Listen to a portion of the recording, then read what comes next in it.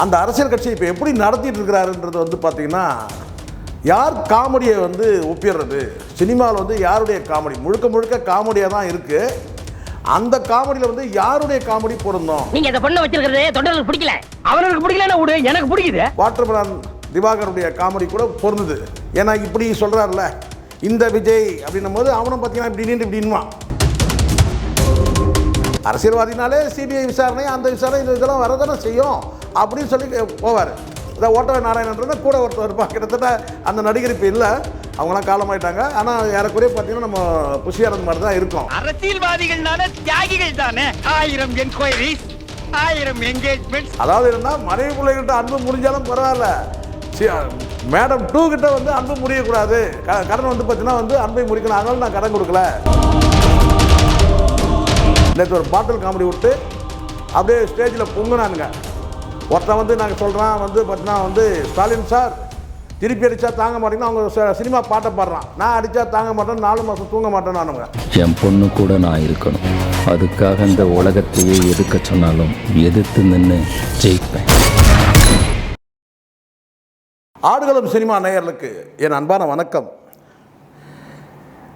கடந்த 2 வருஷமாக 2024 பிப்ரவரி 2ஆம் தேதியிலிருந்து இன்று வரையிலும் கிட்டத்தட்ட 25 மாதங்களாக, 2 வருஷம் 1 மாதம்,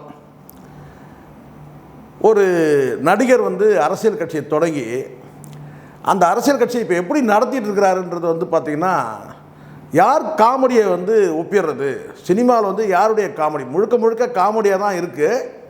அந்த காமெடியில் வந்து யாருடைய காமெடி பொருந்தும்? வடிவேல் காமெடி பொருந்துமா, விவேக் காமெடி பொருந்துமா, இல்லை கடந்த காலத்தில் நாகேஷ் காமெடி பொருந்துமா, தங்கவேலு காமெடி பொருந்துமா, சுருளிராஜன் காமெடி பொருந்துமா? இப்படி தமிழ் சினிமாவில் இருக்கிற அத்தனை காமெடியன்களும் பெரிய லிஸ்ட்டை போட்டோம்னா யாருடைய காமெடி பொருந்தும் சரியா அப்படின்னு சொன்னால், உள்ளபடியே இன்றைக்கி நீங்கள் வந்து சமூக வலைதளத்தை பார்த்தாலே நீங்களே ஒரு முடிவுக்கு வந்துடுங்க, இது யாருடைய காமெடி. பல காட்சிகள் வடிவேல் அவர்கள் காமெடியோ அல்லது விவேக் அவர்கள் காமெடியோ அல்லது வந்து அதுக்கு முந்தைய ஸ்டார்களுடைய வந்து காமெடியெல்லாம் வந்து பொருந்தலை. சரியாக யாருடைய காமெடி பொருந்ததுன்னு நீங்கள் பார்த்தீங்கன்னா, பல காட்சிகளை நீங்கள் ஒரு முன்னுதாரணமாக நீங்கள் எடுத்து பார்த்தீங்கன்னா கூட யாருடைய காமெடி சரியாக பொருந்தது, எந்த காமெடி நடிகருடைய அந்த காட்சிகள் படக்காட்சிகள் பொருந்தது.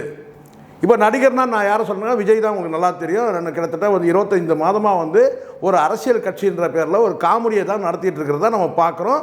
அதுக்கு பல காரணங்களை நம்ம சொல்ல முடியும். நீங்கள் இக்கில் ஆரம்பித்து, தமிழக வெற்றி கழகம் இக்கில் ஆரம்பித்து, அதுக்கு பிறகு வந்து வாகை மலரில் வந்து ஆரம்பித்து, ஏன்னா இக்கு போடலாமா வனமாக சந்தேகம். வாகை மலர் வந்து வாகை மலராயுது அல்லது வந்து பார்த்திங்கன்னா வேறு வந்து அந்த நம்ம சென்னை முழுவதும் இருக்கு பாருங்கள், இந்த காட்டு மரங்கள், அதுலேருந்து வரக்கூடிய பூவா இது அப்படின்றது வாகை மலரே இது இல்லைன்னு சொல்லி ஒரு பெரிய வாதங்கள்லாம் போச்சு. ஸோ இப்படி ஒரு அசைவம் வந்து பார்த்திங்கன்னா எல்லாமே காமெடி ஆகிட்டு இருக்குது. இது யாரும் வந்து குறிப்பிட்டு சில பேர் வந்து கிரியேட் பண்ணுற காமெடிலாம் கிடையாது. முழுக்க அவங்க தரப்புலேயே வந்து இதை வந்து ஒரு காமெடியான ஒரு காட்சியாக தான் வந்து அவங்க அந்த கட்சியை நடத்துகிறாங்க.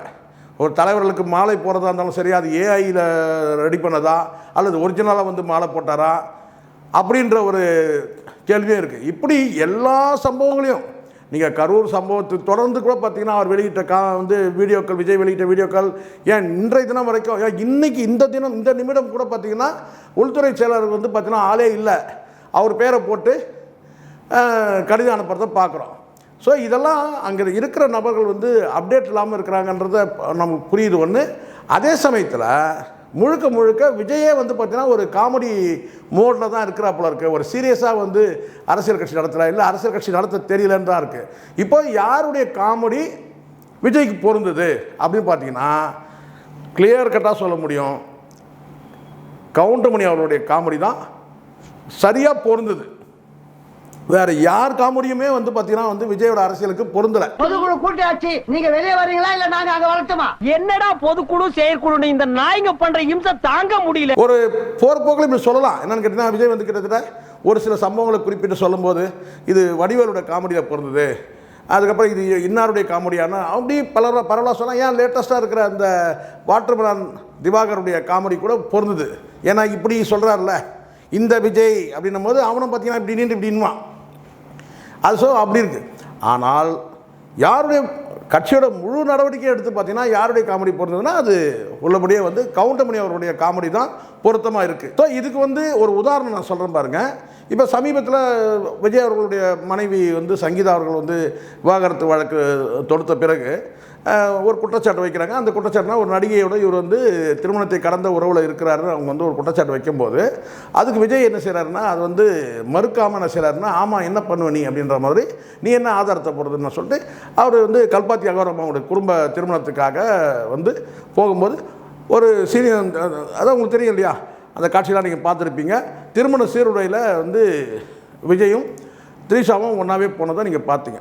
ஸோ இதை மையப்படுத்தும் போது பார்த்தீங்கன்னா பல பொறுமல்கள் வந்து வெளியில் பொறுமல்கள்ன்றதை விட கடுமையான சாடல்கள் அரசியல் வட்டாரத்தில் இருந்தது. அவங்களுடைய கட்சியில் கூட வந்து பார்த்தீங்கன்னா ஒரு சலசலப்பு இருந்திருக்குமான்னு தெரியல. ஆனால் அந்த பொருந்துகிற மாதிரியான ஒரு காமெடி பார்த்தீங்கன்னா சூரியன் படத்தில் கவுண்டமணி அதே மாதிரி ஒரு பெண்ணை வந்து அரசியல்வாதியார் நடிப்பார். அப்போ ஒரு பெண்ணை கூப்பிட்டு போகும்போது அவரோட கட்சியில் இருக்கிற நபர்கள் சொல்லுவாங்க, தலைவரே இந்த மாதிரி இப்போ நீங்கள் பொண்ணை கூட்டிகிட்டு போகிறது வந்து கட்சியில் இருக்கிறவங்க யாருக்கும் பிடிக்கல, நீங்கள் பொதுக்குழுலாம் நீங்கள் கூப்பிட்டு வரீங்க பிடிக்கலன்னு போது உனக்கு பிடிக்கல போடா நான் வச்சுக்கிறேன் அப்படின்னு சொல்லிட்டு ஒரு காமெடியாக சொல்லுவார். கிட்டத்தட்ட விஜய் நடவடிக்கை எப்படி இருந்துச்சு, கவுண்டமணியோட அந்த நடவடிக்கை மாதிரி தான் இருந்தது. அவங்க சொல்கிற கட்சியில் இருக்கிறவங்களாம் பிடிக்கல, இந்த மாதிரி நீங்கள் பண்ணுறது ஒரு நடிகை வந்து ஒரு பெண்ணை கூட்டிகிட்டு இப்படி போகிறது அப்படின்னு சொல்லும்போது கட்சியில் பிடிக்கிற போது உங்களுக்கு பிடிக்கலாம் போங்க நான் வச்சுக்கிறேன் அப்படின்னு வேறு அந்த மாதிரி தான் விஜயோட நடவடிக்கையும் அமைஞ்சிருக்கிறத நம்ம பார்த்தோம். அதனால் பாருங்க எப்படி வந்து இந்த இணையவாசிகள் வந்து அன்றைய தினம் அதாவது த்ரீஷாவை கூட்டிகிட்டு அவர் வந்து கல்பாத்தி அகோரம் திருமணத்துக்கு போனது அன்றைய தினம் வந்து பார்த்தீங்கன்னா முழுசாக ட்ரோல் ஆனதே வந்து பார்த்தீங்கன்னா கவுண்டமணி அவர்களுடைய இந்த சூரியன் படத்தில் வர இந்த குறிப்பிட்ட அந்த காட்சி தான். நீங்கள் இந்த காட்சியை கூட பாருங்கள். நீங்கள் இந்த பொண்ணை வச்சிருக்கிறது தொண்டர்களுக்கு பிடிக்கல, அவர்களுக்கு பிடிக்கலன்னா விடு, எனக்கு பிடிக்குது. அடுத்த காமெடி பார்த்தீங்கன்னா சிபிஐ என்கொயரிலாம் உங்களுக்கு இந்த கரூர் சம்பவத்தை தொடர்ந்து இந்த ஸ்டாம்ப் பேட் விவகாரம் பொறுத்து உங்களுக்கு தெரியலையா, உங்களுக்கு வந்து அந்த சிபிஐ விசாரணைலாம் நடந்துட்டு இருக்கும்போது அப்போ வந்து இவர் வருவார் யாருன்னா புஷியானந்த் வந்து கேட்குற மாதிரி கவுண்டமணியோட அதே படத்தில் இருக்க அந்த சூரியன் படத்தில் வரக்கூடிய காமெடி. என்னங்க சிபிஐ விசாரணைனா படா ஓட்டவாய் நாராயணான்னு வருது.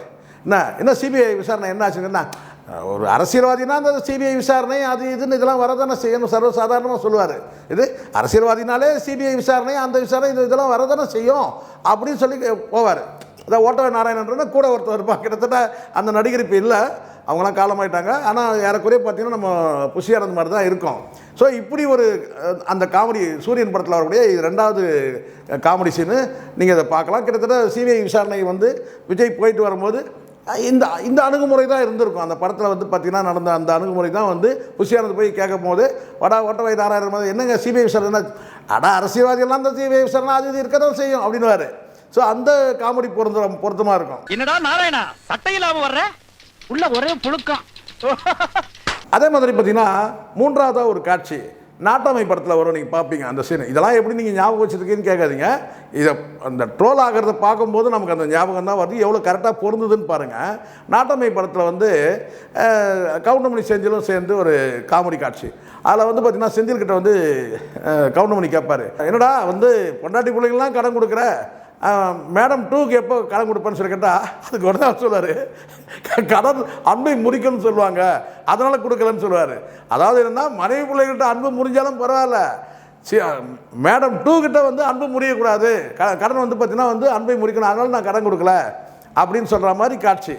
ஸோ இதெல்லாம் பார்க்கும்போது கவுண்டமணியோட காமெடி வந்து விஜயோட அரசியலுக்கு எவ்வளோ பொருத்தமாக இருக்குன்னு பாருங்கள். அடுத்து காமெடிகள் நிறைய உருவாகிட்டே இருக்கிறத நம்ம பார்க்குறோம். சரிங்களா? ஏன்னா விஜய் சொல்லக்கூடிய சில வார்த்தைகள் தெரியும், நண்பா நண்பீஸ். ஸோ இந்த மாதிரி வந்து அந்த வார்த்தையெல்லாம் வந்து பார்த்திங்கன்னா கவுண்டமணியோட காமெடியோட ஒத்து பார்த்திங்கன்னா வந்து டேடி மம்மி சில சொல்வார். இது இவன் இன்னும் சொல்ல போனால் நாளைக்கு வந்து அப்பாக்களே அம்மாக்களே சொல்லாமல் பார்த்தீங்கன்னா டேடி மம்மின்னு கூட இவன் சொல்கிறதுக்கான வாய்ப்பு இருக்குது. ஏன்னா கவுண்டமணி அப்படி சொல்லுவார். பிச்சை எடுக்கும்போது ஒரு படத்தில் சொல்லுவார் என்னன்னு கேட்டிங்கன்னா அந்த வார்த்தை கேட்டிங்கன்னா அம்மா அப்பான்னு எவ்வளோ நாள்டா கேட்குறது, அம்மா தாயேன்னு கேட்குறது எவ்வளோ நாடா, டேடி மம்மின்னு அந்த மாதிரி. ஸோ நிறைய காமெடிகள் வந்து கவுண்டமணி காமெடிகள் எல்லாமே இப்போ தேடி எடுக்கிறாங்க இந்த இணையவாசிகள் நெட்டிசன்கள் எல்லாருமே வந்து கவுண்டமணியோட காமெடி வந்து விஜய்க்கு பொருத்தமாக இருக்குது அப்படின்னு சொல்லி தேடி எடுக்கிறாங்க. இன்னொரு வகையில் சொல்கிறாங்க கவுண்டமணி அவர்களும் ஒரே ஏரியாவில் இருக்கிறாங்கன்னு கூட சொல்கிறாங்க. இதெல்லாம் ஒரு பக்கம் வந்து அவர் ஒரே ஏரியாவில் இருக்கிறாரு, அது ஒரு பக்கத்தில் அந்த பனையூர்லேயே இருக்கார், அவரும் பனையூர், அதெல்லாம் ஒரு பக்கம் இருந்தால் கூட எல்லாமே ஈசிஆரில் தான் இருக்கிறாங்கன்றதெல்லாம் ஒரு பக்கம் இருந்தால் கூட இது எப்படி பொருந்தது கவுண்டமணியோட அந்த காமெடிகளை அப்படியே எப்படி இவருக்கு பொருந்தது அப்படின்னு சொல்லி பார்க்கும்போது, ஒருவேளை சினிமாவில் ஏற்கனவே இந்த காட்சிகள்லாம் வந்ததுனால மக்கள்கிட்ட பழக்கப்பட்டதுனால இதை பெருசாக எடுத்துக்க மாட்டாங்க. அதனால் ஒரு வேளை இவர் வந்து கொஞ்சம் அலட்சியமாக இருந்துட்டாரோ ஒரு வேளை. இது ஒரு பெரிய குற்றம் கிடையாது, பெரிய தப்பு கிடையாது, ஒரு நடிகை கூட்டிகிட்டு வந்து திருமணத்துக்கு போகிறது தப்பு கிடையாது அப்படின்னு நினச்சிட்டாரோ ஒரு வேளை அப்படின்ற மாதிரி கூட நம்ம யோசிக்க வேண்டியதாக இருக்குது. பட் இது இன்னும் எவ்வளோ காமெடி வரும். ஏன்னா இன்றைய தினம் பார்த்திங்கன்னா ஒரு கடிதம் எழுதியிருக்கிறாங்க, அந்த கடிதத்தில் உள்ள அதிகாரி அங்கே இல்லவே இல்லை, ஆனால் வந்து கடிதத்தை எழுதி அனுப்புகிறாங்க. நீங்கள் அந்த போஸ்டிங் நேமை போட வேண்டிய அவசியமே இல்லை. ஒரு குறிப்பிட்ட அதிகாரியோடைய போஸ்டிங் போட்டாலே அது இயல்பாக போய் சேர்ந்துடும். அந்த இடத்துல வந்து நீங்கள் இப்போ நாங்கள் உதாரணத்துக்கு இப்படி சொல்கிற மாதிரிங்க, நீங்கள் வந்து ஹானரபிள் பிரைம் மினிஸ்டர் அப்படின்னு நீங்கள் வந்து ஒரு அட்ரஸ் பண்ணாலே அது honourable prime minister of India அப்படின்னு போட்டாலே ஆட்டோமேட்டிக்காக பிரைம் மினிஸ்டர் இருந்து இந்தியா டெல்லிக்கு போயிடும். நீங்கள் எதுவுமே போடுவோம், நாங்கள் ஒரே ஒரு கவரில் வந்து honourable prime minister of India அப்படின்னு போட்டு நீங்கள் நியூ டெல்லி கூட போட வேண்டாம், பின்கோடு கூட நீங்கள் தேவையில்லை, போட்டாலே வந்து பார்த்தீங்கன்னா அது போய் சேர்ந்துடும். ஏன்னா அங்கே போஸ்ட் ஆஃபீஸ் தான் அந்த வேலை செய்வாங்க. அது செய்ய சரின்னு நான் சொல்லலை, அப்படி செய்யணும்ல. பொதுவாக வந்து ஒரு குறிப்பிட்ட வந்து ஒரு பெரிய ஐக்கான்கள் அடையாளப்படுத்தக்கூடியவங்களுக்கு வந்து பார்த்தீங்கன்னா நீங்கள் பின்கோடு போடணும் கூட சரி, நீங்கள் நியூ டெல்லி போடலாம் அல்லது போடாமல் கூட விடலாம். ஆனால் ஒரு உள்துறை செயலாளர் வந்து ஹோம் செக்ரட்டரின்னு போட்டு நீங்கள் வந்து பார்த்தீங்கன்னா வந்து அந்த குறிப்பிட்ட அட்ரஸை மென்ஷன் பண்ணாலே போதும், நீங்கள் நேம் போடணும்னு அவசியம் கிடையாது. ஏன்னா நேம் போடுறது சில நேரத்தில் சிக்கலாகும். இப்போ இன்றைக்கி நீங்கள் கடிதம் எழுதுவீங்க சார், இந்த கடிதம் போய் சேரத்துக்கு 3 நாள் ஆகலாம். இல்லை நீங்கள் மெயிலே நீங்கள் அனுப்பினால் கூட வந்து பார்த்தீங்கன்னா நீங்கள் மெயில் அனுப்புகிற அந்த டைமில் கூட பார்த்தீங்கன்னா அவங்க போஸ்டிங் மாறலாம். ஒரு மணி நேரத்தில் கூட அந்த போஸ்டிங் அவங்க இல்லாமல் போகலாம். அப்போ அங்கே வந்து நேம் முக்கியமே கிடையாது, அந்த டெசிக்னேஷன் தான் முக்கியம், அந்த போஸ்டிங் தான் முக்கியம். அந்த டெசிக்னேஷனை போட்டு நீங்கள் அனுப்பினாலே போயிடும். இதுக்கு வந்து நீங்கள் அவசியமே கிடையாது. இப்போ ஒரு குறிப்பிட்ட நான் பிரைம் மினிஸ்டர் ஆஃப் இந்தியாவுக்கு இந்த வார்த்தையை நான் சொல்கிறேன்னா, அடுத்த அதிகாரிகளுக்கு வந்து பார்த்திங்கன்னா நீங்கள் வந்து குறிப்பிட்ட வந்து என்ன லொக்கேஷனாக அந்த லொக்கேஷன் எந்த ஆஃபீஸோ செக்ரட்டரி, இப்போ உதாரணத்துக்கு வந்து இப்போ வந்து பார்லிமெண்ட் ஹவுஸ்னால் பார்லிமெண்ட் ஹவுஸ்னு போடலாம். இல்லை வேறு எந்த இடம் லொக்கேஷன் மட்டும் போட்டிங்கன்னா போதும், நீங்கள் டோர் நம்பர் அதெல்லாம் கூட போடணும்னு அவசியமே கிடையாது. மினிமம் அட்ரஸ்ன்றது அதுதான், அதை போட்டு நீங்கள் அனுப்பலாம். ஆனால் இப்போ என்ன பாருங்கள், நேமை போட்டு அனுப்புகிறீங்க. இப்போ நேமை போட்டு அனுப்பும்போது என்ன ஆகுது, சில நேரத்தில் அது வந்து ஒருவேளை பர்சனல் கடிதமாக இருக்குமோ, தனிப்பட்ட கடிதமாக இருக்குமோ. ஏன்னா பேரை போட்டாலே சிக்கல் தாங்க. நீங்கள் ஒன்லி டெசிக்னேஷன் போடுங்க, சிக்கலே கிடையாது, யார் வேணால் சீட்டில் இருக்கிறவங்க அதை வந்து ஓப்பன் பண்ணுவாங்க. நீங்கள் நேம் போட்டிங்கன்னா சம்டைம் வந்து பார்த்தீங்கன்னா ஓரளவு பர்சனலாக கூட இருக்கலாம் அப்படின்ற அந்த திங்கிங் வந்துடும். அதனால் இதெல்லாம் அடிப்படை அறிவு உள்ளவங்களுக்கு தெரியும். இவனுங்களாம் என்னத்தை பண்ணானுங்களோ தெரில. நிர்மல்குமார் தான் இதை ரெடி பண்ணானா, அவனுக்கும் மூளை கிடையாது, இவன் சுத்தமாக அவுட்டு. ப்ளஸ் டூவில் நான் தப்பாக சொல்லலை, இவன் ப்ளஸ் டூவில் எவ்வளோ மார்க் வாங்கினான்னு தெரியல அது முதல்ல. ஏன்னா லைலா காலேஜில் போய் பிடுங்கினான்னானுங்க, அப்புறமா தான் பாதியில் துரத்தி விட்டாங்க அங்கேருந்து. இவன் படிப்பறிவு இல்லைன்றது கை நாட்டுன்றது தெரிஞ்சு போச்சு. கிட்டத்தட்ட கை நாட்டு தான். ப்ளஸ் டூ முடித்தா கூட இந்த மாதிரி தப்பெல்லாம் பண்ணால் இது கை நாட்டு தான் சொல்லணும். சாதாரண அடிப்படையான விஷயங்கள் இதெல்லாம். ஒரு கடிதத்தை அனுப்பும்போது அந்த அட்ரஸை ஃபுல்லாக போடணும், அல்லது அந்த அட்ரஸை நீங்கள் ஃபுல்லாக போடலைன்னா கூட வந்து பார்த்தீங்கன்னா நீங்கள் அந்த லொக்கேஷன் பண்ணிட்டீங்கன்னா கூட குறிப்பிட்ட டெசிக்னேஷன் அஃபிஷியல் போஸ்ட்டுன்றதால நான் சொல்கிறேன், கவர்மெண்ட் ஆஃப் இந்தியாவோட அஃபிஷியல் போஸ்ட்டுன்னும் போது அந்த போஸ்ட்டு வந்து நீங்கள் யார் டெசிக்னேஷனோ அவங்க வந்து பார்த்தீங்கன்னா நீங்கள் நேமு போடணும்னு அவசியம் கிடையாது.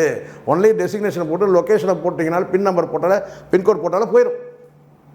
இந்த சாதாரண விஷயம் கூட தெரியாமல் காமெடி பண்ணிகிட்டு இருக்கிறானுங்க இவனுங்க. அரசியல் கட்சின்ற பேரில் உட்காந்துக்கிட்டு இவங்க பண்ணுற அடிச்சாட்டை இருக்குது பாருங்கள், தினம் காமெடி. இன்றைக்கி என்ன காமெடி, நேற்று ஒரு பாட்டில் காமெடி விட்டானுங்க. நேற்று ஒரு பாட்டில் காமெடி விட்டு அப்படியே ஸ்டேஜில் பொங்குனானுங்க. ஒருத்தன் வந்து நாங்கள் சொல்கிறான் வந்து பார்த்தீங்கன்னா வந்து ஸ்டாலின் சார் திருப்பி அடித்தா தாங்க மாட்டேங்கன்னா அவங்க சினிமா பாட்டை பாடுறான். நான் அடித்தா தாங்க மாட்டேன், 4 மாதம் தூங்க மாட்டேன்னு நானுங்க அந்த மாதிரி பாட்டை பாடுறான் அவன் ஒருத்தன். இன்னொருத்தன் வந்து நான் சொல்கிறான் ஒரு தாய்க்கு பிறந்தவங்களாம் தான்றான், லோக்கல் ரவுடி மாதிரி. இப்படி பலவிதமான தற்கொலைகள் நம்ம பார்க்குறோம். அந்த ஜூலின்ற பெண்ணு ஏதோ மாற்று கருத்து ஏதோ சொல்கிறாங்கன்னா உடனே அதை வந்து பார்த்திங்கன்னா அவ்வளோ கெட்ட வார்த்தையில் ஒரு பொண்ணு பேசுது. இதெல்லாம் எங்கே போய் முடியும்? டோட்டல் அரசியல் கல்ச்சரே வந்து ஒரு தற்கொலை கும்பல் வந்து மாற்றிக்கிட்டு இருக்கு. தமிழ்நாடு அரசியல் கல்ச்சர் வந்து மேம்பட வேண்டிய அந்த பொலிட்டிக்கல் கல்ச்சர் இவங்களால் வந்து பார்த்திங்கன்னா நாசமாகிட்டு இருக்கிறத பார்க்குறோம். காமெடி ஆனால் கூட பரவாயில்லைங்க, காமெடியை தாண்டி இது போயிட்டுருக்குது. இது எங்கே போய் முடியும் பொறுத்து இருந்து பார்ப்போம். நன்றி, வணக்கம்.